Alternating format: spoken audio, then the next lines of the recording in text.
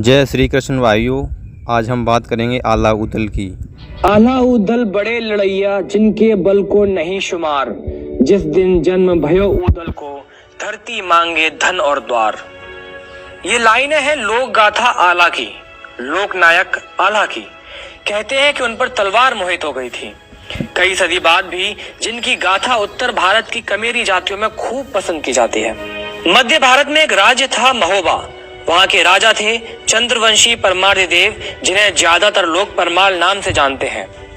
उनके राज्य में समृद्धि इतनी थी कि लोग कहते थे कि राजा परमाल के पास पारस पुत्र है, जिसके छूने से लोहा भी सोना बन जाए। इस समृद्ध साम्राज्य की सुरक्षा की जिम्मेदारी दो बनाफर अहीर भाइयों दसराज और बछराज के मजबूत कांधों पर थी, जिनका विवाह ग्वालियर के अहीर राजा दलपत की पुत्रियों दिवला और सुरजा से हुआ, जिनके गर्भ से आला उदल जैसे महावीरों का जन्म हुआ, जिनका यश इतना फैला कि लोगों ने मान लिया कि यह सब महाभारत के पांडव योद्धा है।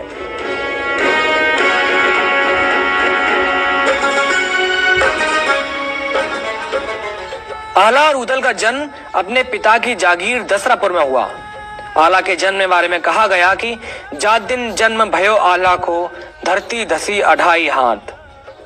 और जब माधोगढ़ के करिंगा राय ने दसराज और बछराज की हत्या कोल्हू में जिंदा पेर कर की और उनके नरमुंडों को एक बरगद से टांग दिया, तो शुरुआत हुई एक चिंगारी की, जो आला और उदल के दिल से निकलकर पूरे उत्तर भारत में फैली। और शायद इसी चिंगारी ने आला और उदल को 52 युद्धों में विजय दिलाई।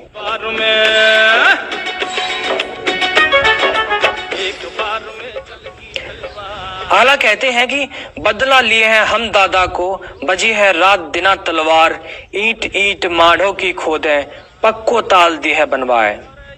और इस तरह माढ़ो में पहली बार आला की विजय पताका फहरी। फिर ये जीत का सिलसिला ऐसा चला कि महाबली आला आजीवन अजय रहे, यहाँ तक कि लोगों ने उन्हें अमर मान लिया।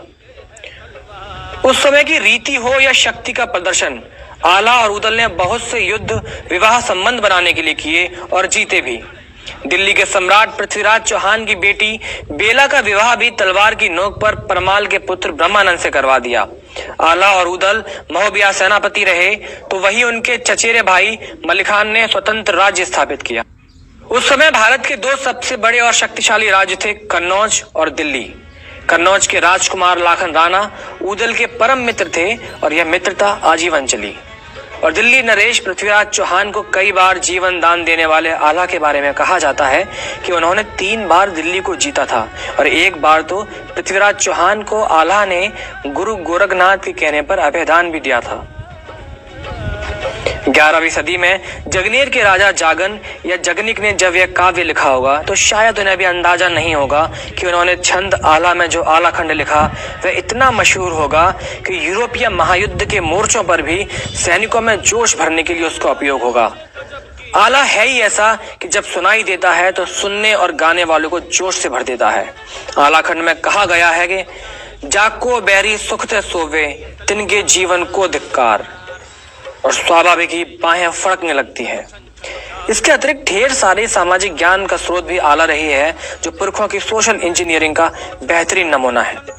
इसके अतिरिक्त कमेरी जातियां जैसे अहीर, कोरी, कोयरी आदि अपना इतिहास आला में ढूंढते हैं। और स्वाभाविक भी है, क्योंकि उन्हें भी समाज और धर्म के ठेकेदार ओछी जात का बोलते हैं। और उन्होंने शुरू से आला में सुना भी है कि कोई पियत न इनको पानी, ओछी जात बना फर क्यार। ये बात क्षत्रिय राजाओं ने इसलिए कही कि आला और उदल से उनकी दुश्मनी जबरिया विवाह संबंधों को लेकर थी। इस प्रकार श्रमजीवी जातियों का आला से जुड़ाव स्वाभाविक ही है।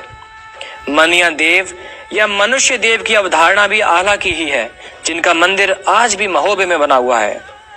मनिया सुमेर महोबा वालो, लीलक देव कलेंजर क्यार, आला जपटे पृथ्वीराज पे, छपका बजन लगी तलवार। और इस तरह आला आज भी जनमानस में अमर है, गांव-गांव की चौपालों में अमर है। ये लोक गाथा ही नहीं, मानवीय जीवन के विकास की अमर गाथा भी है। अगर आपको ये वीडियो पसंद आई हो तो वीडियो को लाइक कीजिए, अधिक से अधिक शेयर कीजिए। अगर आपने चैनल को सब्सक्राइब नहीं किया है तो चैनल को भी जरूर सब्सक्राइब कीजिएगा, ऑल नोटिफिकेशन ऑन कर दीजिएगा।